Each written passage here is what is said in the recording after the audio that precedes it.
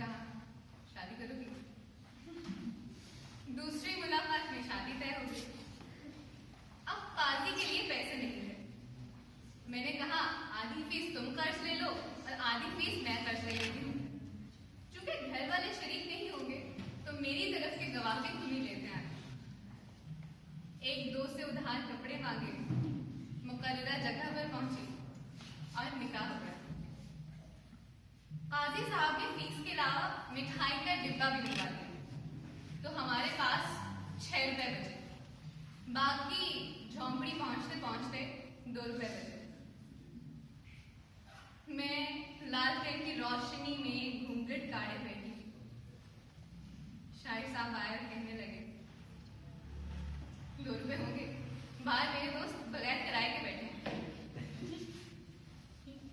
मैंने 2 रुपए दे दिए। फिर कहने लगे, हमारे यहाँ बीवियां नौकरी नहीं करती। फिर क्या, नौकरी से भी हाथ धर। घर में रोज तालीम याफ्ता शायर और नक्काद आते और अलीट की तरह बोलते। कम से कम मेरे खमीर में इल्म की वहशत तो थी ही, लेकिन उसके बावजूद कभी कभी भूख बर्दाश्त न होती। रोज घर में फलसफे पकते और हम मंतर खाते।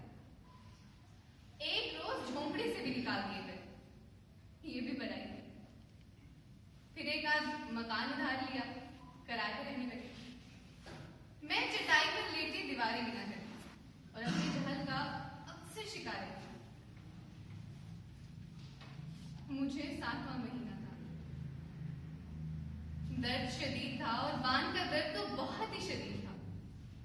इल्म के गरूर में वो आंख झपके बगैर चला गया। जब दर्द और शदीद हुआ तो मालिक मकान मेरी चीखें सुनती हुई आई और हंसता छोड़ा मुझे। मेरे हाथ में दर्द और 5 रुपए थे। थोड़ी देर के बाद लड़का पैदा हुआ। सर्दी शदीद थी और एक तौलिया भी बच्चे को लपेटने के लिए नहीं था। डॉक्टर ने मेरे बराबर स्टेचर पर बच्चे को लिटा दिया। 5 मिनट के लिए बच्चे ने आंखें खोली और कफन कमाने चला गया। बस जब से मेरे जिस्म में आंखें भरी। सिस्टर मुझे वार्ड में लिटा दी। मैंने सिस्टर से कहा, मैंने घर जाना है, मेरे घर में किसी को नहीं है, मैं कहा हूं, प्लीज मुझे घर जाना है।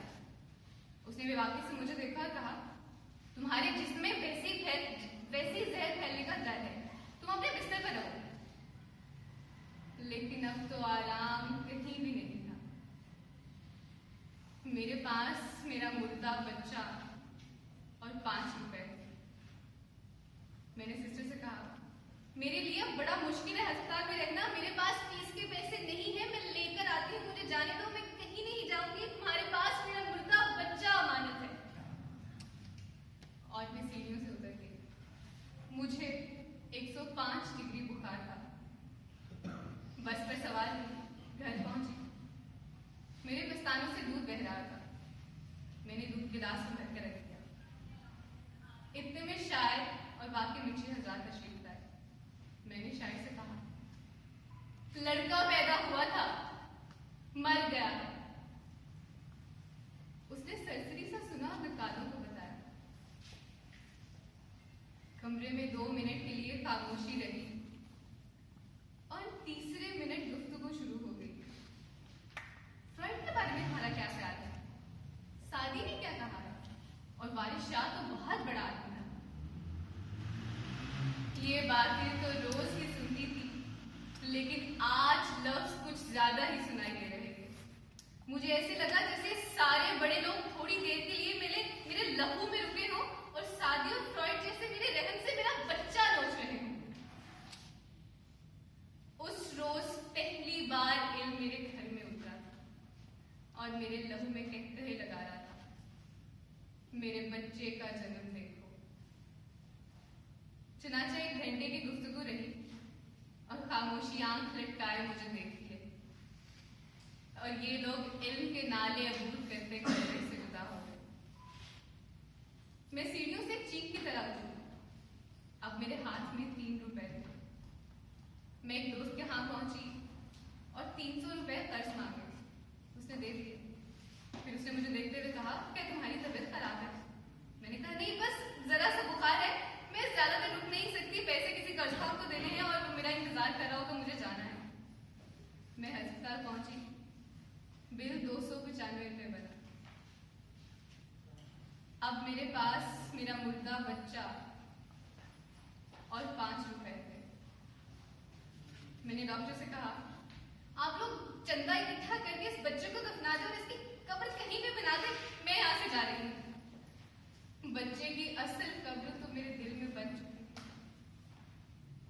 मैं फिर दोहरी चीख के साथ सीढ़ियों से उठी और नंगे पैर सड़क से दौड़ती हुई बस में सवार हुई। डॉक्टर ने समझा शायद सदमे की वजह से ये ज़हनी तवाज़ुन खो बैठी है। कंडक्टर ने भी मुझसे टिकट नहीं मांगा और लोग मुझे ऐसे ही देख रहे। मैं बस से उतरी, कंडक्टर के हाथ में 5 रुपए रखे और घर चली। घर, हाँ घर। ग्लास में दूध रखा हुआ था, कफन से भी ज्यादा उछला। मैंने अपने दूध की कसम खाई, शेर मैं लिखूंगी, शायरी मैं करूंगी, मैं शायरा कहलाऊंगी। और दूध के बासी होने से पहले मैंने एक नज्म लिख डाली। हाँ, लेकिन तीसरी बात झूठ है, मैं शायरा नहीं हूं, मुझे कोई शायरा न कहे। शायद मैं कभी अपने बच्चे को कफन दे सकूं। आज चारों तरफ से शायरा शायरा की आवाजें आती हैं, लेकिन अभी तक